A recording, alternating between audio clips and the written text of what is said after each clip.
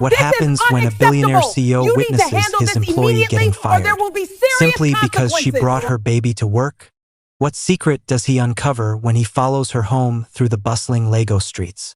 And how does a single moment spark a love story neither of them ever saw coming? If you want to know how heartbreak turned into destiny, and how Christmas worked its magic, keep watching, and don't forget to like, comment, and subscribe for more captivating Nigerian love stories. Harmattan arrived early that year, brushing dry winds across Lagos and leaving a soft haze over the skyline. Inside the towering glass structure of Nexus Holdings, Christmas decorations already glimmered, white LED lights snaked along railings, red and gold ornaments hung from palm-shaped chandeliers, and soft jazz renditions of classic carols floated through the lobby. But on the top floor, behind a heavy mahogany door engraved with the Nexus logo, Tunde, the infamously focused billionaire CEO, wasn't thinking about Christmas. He was thinking about numbers, deadlines, and the upcoming shareholders' meeting. His office, styled in Nigerian modern luxury design, held a calm elegance.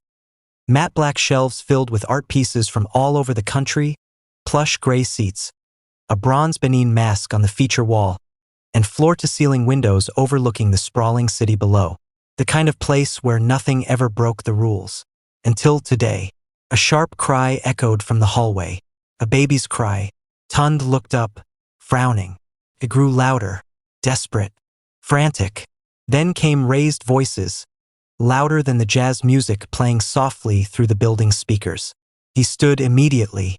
The CEO rarely involved himself in HR matters. There was an entire department for that. But something about the sound tugged at him. Maybe it was the way it sliced through the polished calm of the corporate world. Maybe it was the note of panic hidden underneath it. Or maybe it was the unexplainable feeling that today wasn't meant to be ordinary. Tunde stepped out of his office. At the far end of the corridor, he saw Amara, a junior analyst he barely recognized, clutching a tiny baby wrapped in a pastel blue blanket. Her eyes were wet, her breath shaky. The HR manager towered over her, voice sharp enough to cut glass. "This is a workplace, not a daycare. How many times must we tell you?" I'm so sorry," Amara pleaded. "My nanny suddenly fell sick this morning. There was no one else to." "Then you should have stayed home. You're fired." Immediately, the baby wailed harder, reacting to the chaos around him. Tunde felt something tighten in his chest. He opened his mouth, ready to intervene, to question, to stop the ridiculousness. But Amara had already bowed her head, grabbed her baby bag, and fled toward the elevator, her steps trembling, her pride in tatters. The HR manager muttered something under her breath and walked away briskly, leaving only silence behind. Tunde stood frozen for a moment, confused, irritated, and strangely affected. Why did that scene bother him so much? Why did her tear-filled eyes refuse to leave his mind? Why did the image of a mother clutching her child, fired right before Christmas, sting more than all the business losses had faced this year? He didn't have answers, only an inexplicable pull. Before he realized what he was doing, he grabbed his car keys from his desk. He was the CEO of a billionaire company. He had meetings, calls, commitments, but none of them mattered more than the thought that kept echoing in his head. Where is she going with that baby? What life is waiting for her outside these glass doors? He took the elevator down, something he never did. He always used the private lift, and by the time he stepped out into the lobby, Amara had disappeared into the Lagos bustle. But he was determined. Tunde stepped into his black Bentley and instructed his driver only 3 words: "Follow that woman." And as the car rolled out into the busy streets of Victoria Island, Tunde had no idea that one impulsive decision, one he couldn't logically explain, was about to change his life forever. The Bentley rolled through the late afternoon streets of Lagos, weaving between danfos, bikes, and impatient Christmas shoppers. Harmattan dust swirled through the air like dry mist, softening the sunlight and giving the city a muted glow. Tunde sat in the back seat, unusually restless. He wasn't a man who followed impulses. He wasn't a man who chased after strangers. He wasn't even a man who paid attention to most employees. But something about Amara's trembling shoulders as she fled the office, something about that baby's desperate cries, felt wrong, deeply wrong. She's heading toward the mainland, sir, the driver said, glancing at him through the rearview mirror. Tund only nodded. Minutes stretched into nearly an hour as they crossed Third Mainland Bridge, the city skyline shrinking behind them. Finally, the driver slowed at a quiet street in Surlier, lined with old apartments, decorated with mismatched Christmas lights and children playing football barefoot in the dust. There, sir, the driver pointed. Amara climbed the narrow staircase of a small cream-painted building, still carrying her baby, still holding herself together with the fragile strength of someone who had no other choice. Wait here, Tund said as he stepped out. He didn't even know what he planned to say, or why he felt compelled to approach her at all. He only knew that the image of her humiliation haunted him. He approached the building quietly, hearing her footsteps inside. Her front door stood slightly ajar. Maybe broken, maybe too old to close properly. He hesitated on the landing. Then he heard her voice. Soft, low, cracking. He gently pushed the door open a little further. Inside, the apartment was tiny. One sitting room, barely enough space for a dining chair and a baby's mattress tucked in the corner. But it was beautiful in a way money couldn't buy. Nigerian modern interior, simple but intentional. Ankara throw pillows, woven raffia baskets on a shelf, a framed quote on the wall. Where there is love, a house becomes a home. The small Christmas tree in the corner was decorated with handmade ornaments, paper stars, tiny ribbons, and strings of beads. A single warm lamp lit the room, casting a golden glow. But what froze him wasn't the decor. It was the scene in the center of it. Amara knelt on the tiled floor, rocking her baby gently. Her earlier strength had melted away. Tears slid silently down her cheeks, landing on the baby's blanket. She forced a smile that broke his heart. Chisholm, she whispered, voice trembling. Mommy will be okay. Somehow we will be okay. The baby touched her face with a tiny hand, and she kissed it with a desperate tenderness Tund had rarely seen, even in the wealthiest families. She continued, voice filled with a quiet pain. I didn't mean to get fired today. I didn't want you to see Mommy cry. But God will help us. He will not abandon us. Not at Christmas. Tund felt something inside his chest shift. Slowly, heavily, like a locked door creaking open for the first time in years. He didn't realize he was still standing at the half-open door until Amara looked up. Startled. Her eyes widened. Her breath caught. Sir? She whispered, scrambling to her feet. Oh my God. Mr. Alade, I'm so sorry. My house is a mess. Please don't. Why did you? Her panic tangled her words. Tund raised a gentle hand. It's okay, he said, stepping inside slowly, as if entering a sacred place. I didn't mean to scare you. She clutched her baby protectively. Her voice was small. Did I do something wrong again?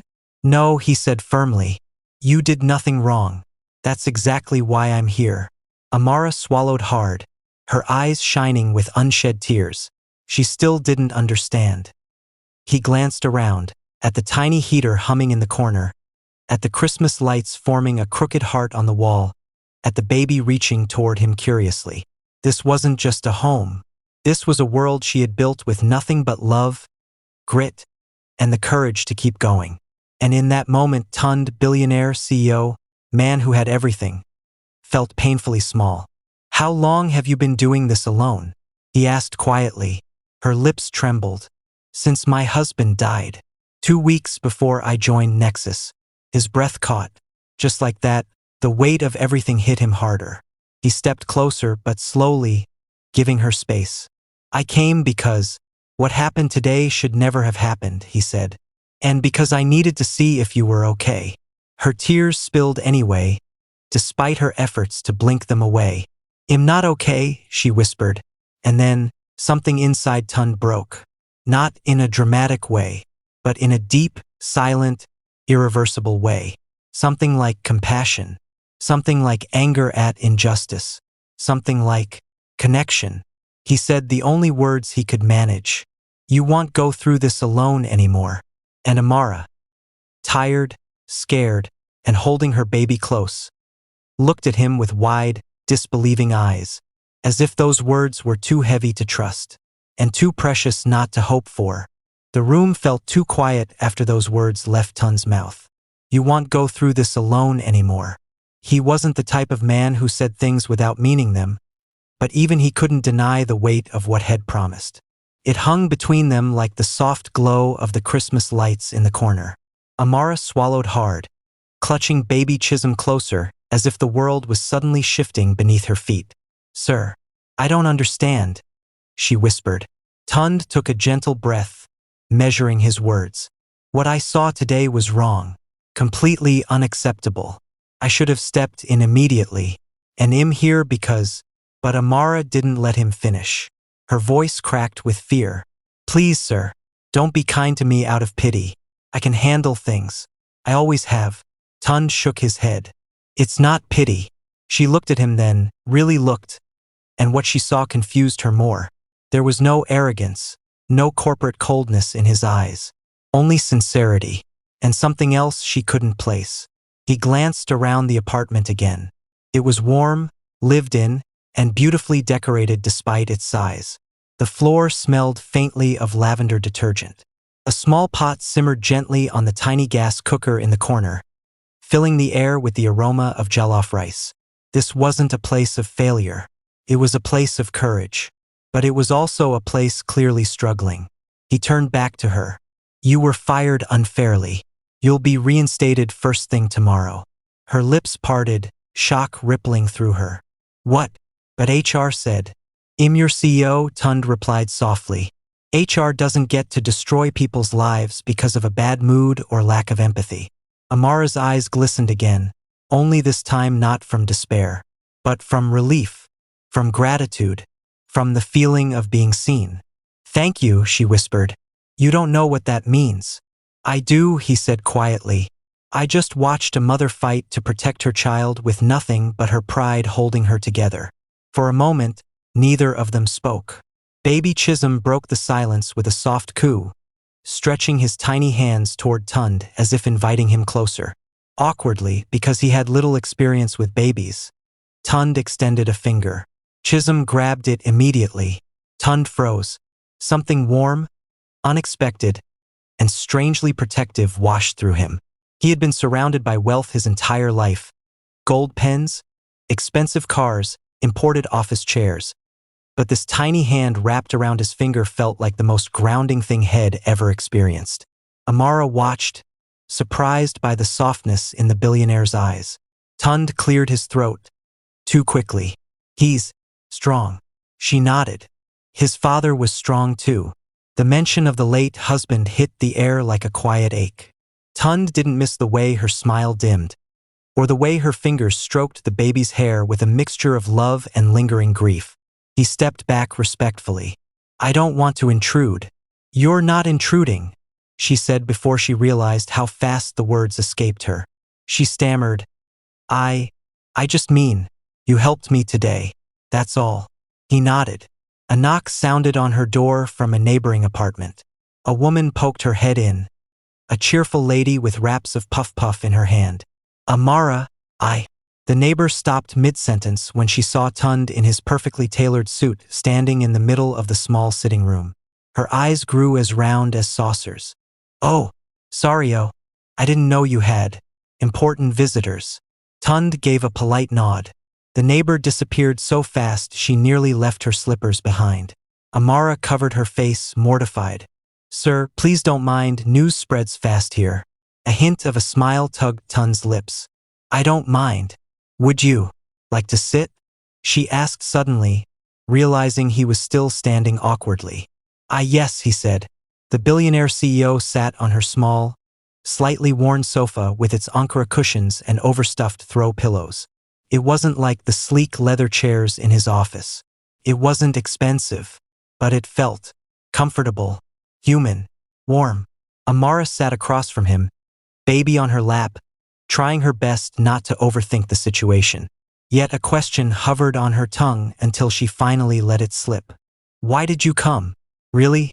He looked at her slowly, and for the first time in a very long time, he let the truth slip without hiding behind business speak. Because something in me couldn't watch you walk out of that building and pretend it didn't matter. Her heartbeat stumbled. He continued, voice steadier now, and because no one should face the world alone at Christmas. Especially not you. Amara stared at him, speechless. She didn't know it yet, but this was the beginning of a shift. A crack in a wall she didn't know had built around his life. A spark in a story neither of them saw coming. A moment that would change everything. Because from that evening forward, Tundalade would begin to do something he had never done in his entire adult life. He would start caring. And Amara, despite every logical fear, would start caring too. The next morning, Nexus Holdings hummed with its usual rhythm. Ringing phones, elevator chimes, sharp footsteps on the marble floors. But something was different. People whispered. They stared. Because their billionaire CEO arrived earlier than usual. And in an unusually good mood. Tund barely noticed the curious glances. He walked straight to HR with a focus so sharp that the entire department stiffened the moment he entered. "Good morning, sir," they chorused. "Where is the manager who fired Amara Okoye yesterday?" Tund asked, tone calm but cold. The manager stepped forward, suddenly pale. "Sir, I was following company rules. Your job is to enforce policies with humanity and reason," Tund said evenly. "Not to bully employees. Sir, you will undergo disciplinary review and retraining. Effective immediately." The office fell silent. "And reinstate Amara with full salary for the month," he added. "Send her a formal apology letter." "Yes, sir," the manager whispered, eyes dropping. Tund left the department as quietly as he had entered, but the entire floor exhaled in disbelief. No one had ever seen him intervene for a junior staff before. He didn't care about the gossip swirling behind him. He cared about one thing, Amara and her baby. After a full day of meetings, Tund returned to Suralire, this time without hesitation, without the excuse of checking in. He simply wanted to see them. As he approached the apartment building, he heard faint Christmas music drifting from one of the open windows. Children outside were stringing homemade tinsel around a tree stump, laughing loudly. Tund smiled. Amara opened her door before he even knocked. She looked different today, calmer, though still surprised to see him. Her hair was wrapped in a simple scarf, and she wore a soft peach dress that made her look almost ethereal. "Sir," she breathed, "I wasn't expecting you. Please, call me Tund," he corrected again, gently. She bit her lip. "Tund. Sorry. It's just strange saying your name like that." "It won't be for long," he replied before he could stop himself. She blinked, unsure what he meant. He shifted a small bag in his hand. "I brought something." Her brows furrowed. "For who?" "For you." "And Chisholm." She hesitated, unsure whether to accept. But when he stepped inside and revealed what was in the bag, her eyes widened. A baby carrier, sturdy, comfortable, the safe ergonomic kind she had eyed in stores but could never afford. "Oh," she whispered, touching the fabric gently. "This is too much."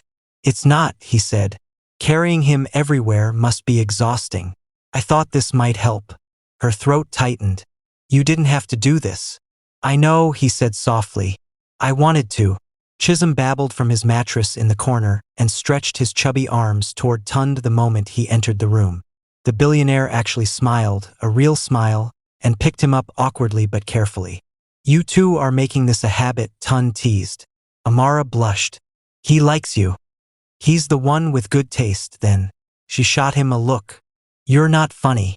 He raised a brow. "You're smiling, though." She quickly looked away, but the smile lingered. They spent the next hour talking, really talking, about her late husband, about her dreams before life changed, about how she studied economics with hopes bigger than her circumstances. Tund listened more than he spoke, absorbing each detail like someone discovering a new world. Amara noticed he wasn't the cold, serious CEO she saw in meetings. There was gentleness beneath his polished exterior, a softness he didn't show the world. She also noticed the way he kept glancing at the Christmas lights in her tiny apartment, as if the warmth here was something he rarely felt. "Don't you decorate your house for Christmas?" she asked suddenly. He blinked. "No. Why not?" He paused.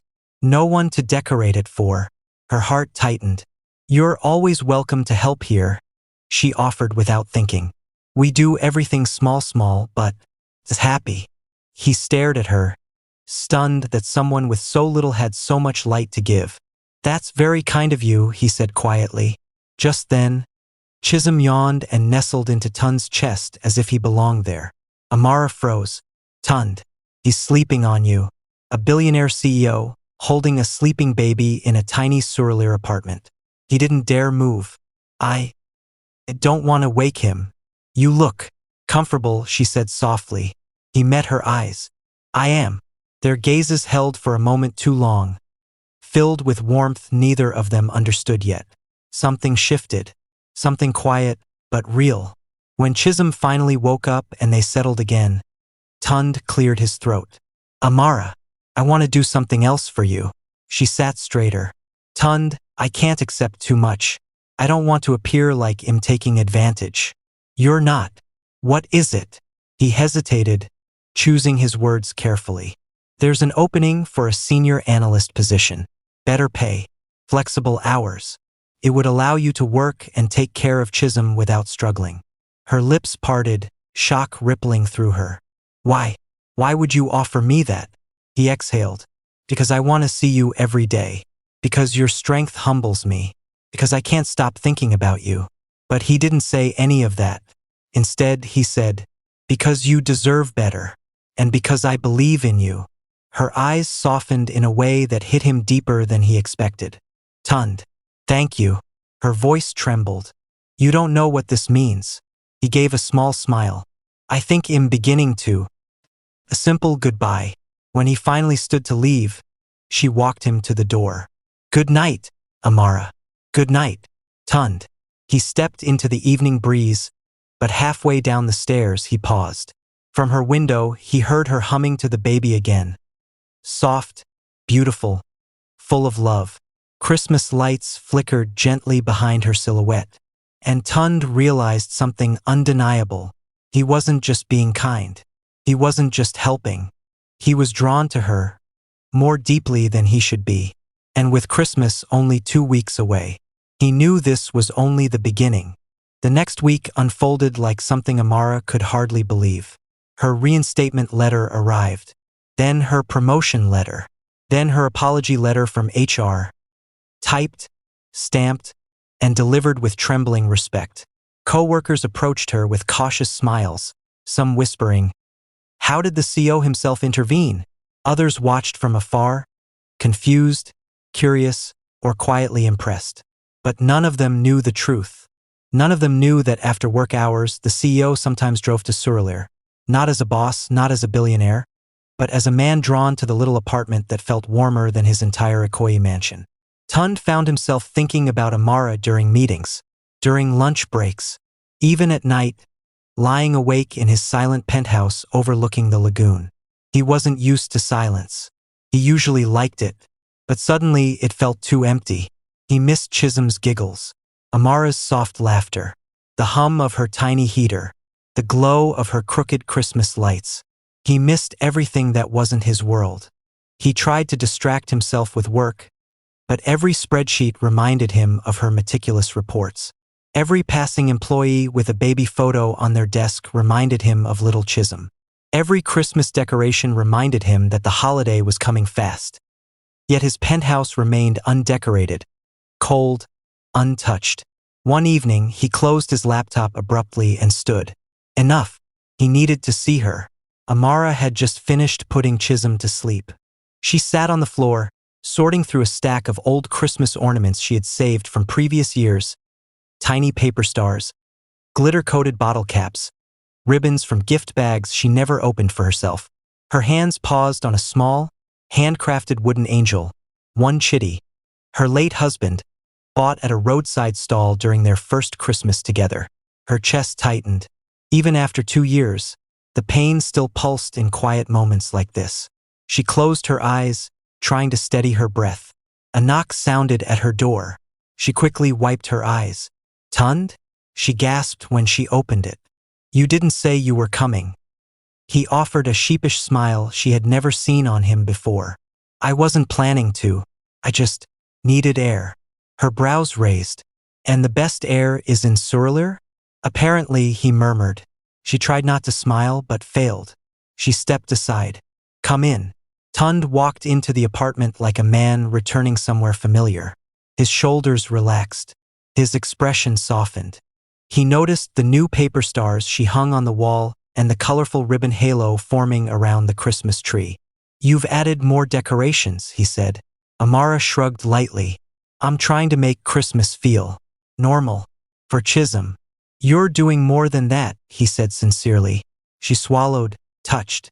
Tund's eyes drifted to the little table where the wooden angel sat. Amara tensed subtly. "Is that his?" he asked quietly. She nodded. Tund didn't touch it. He simply bowed his head in silent respect. A gesture so gentle, so unexpected, that Amara had to look away before her emotions betrayed her. He noticed her silence. "If I'm intruding." "No," she whispered. "You're not." He exhaled, relieved in a way he didn't fully understand. They talked for a while about work, about Christmas plans in Lagos, about how Chisholm had finally learned to mimic clapping. When Amara laughed while demonstrating it, something in Tund's chest fluttered, terrified him. But he didn't stop it. And then the moment came, the one he had rehearsed in his head all week. "Amara," he began, sitting forward. "I have something to ask." Her heart skipped. "Yes?" He took a breath. "I know this might be unusual, and you don't have to say yes, but Nexus is hosting its annual Christmas gala this Friday." Her eyes widened. "The one for executives and investors and celebrities?" He nodded. "Yes, that one." "Tund, I can't attend that kind of event." Her voice trembled. "I don't belong in that world." He shook his head. "You belong anywhere you choose to stand." Her breath hitched. He continued, voice low but confident. "I want you to come, as my guest." Amara stared at him, stunned. "Tund, people will talk. Let them. It could affect your reputation." "I'm not concerned about that." "What about mine?" He hesitated because that was the one thing he couldn't guarantee. But he could promise her something else. "I will not let anyone disrespect you," he said firmly. "Not again. And not ever." Her hands trembled slightly. "Tund, this is too much." "It's just an invitation," he said softly. Then added, "But it would mean a lot to me if you came." Her eyes met his. Hope flickered. Fear shadowed it. Warmth slowly grew between them like the soft glow of the Christmas lights. She took a slow breath. I need some time to think." He nodded. "Of course." He stood to leave, but at the door he paused. "One more thing." She looked up. "I'd love to take care of your dress for the gala, if you decide to come." Her eyes widened in disbelief. "Tund, I can't let you." "It would be an honor," he said softly. Her heart thudded painfully. "Good night, Amara." "Good night, Tund." When he stepped outside into the cool Harmattan night, he couldn't help it, he smiled. Not a business smile. Not a polite smile. A real one. And inside her apartment, Amara pressed a hand to her chest as her pulse raced. For the first time in a long time, she felt something new. Something dangerous. Something warm. Something like a beginning. She was just a struggling mother trying to survive. He was a billionaire CEO with a heart locked in ice. But when one unfair firing, one crying baby, and one unexpected visit brought their worlds crashing together, something began that neither of them could control. Now the question is, why is the CEO suddenly showing up at her tiny apartment at night? What secret pains is he hiding behind his expensive suits? And what will happen when she walks into the Christmas gala? As his personal guest? Because one thing is certain, this Christmas, someone's heart is about to break, or be completely transformed. If you're loving this story and want the next jaw-dropping part of the story, don't forget to like, share, and subscribe for more sizzling Nigerian Christmas romance stories.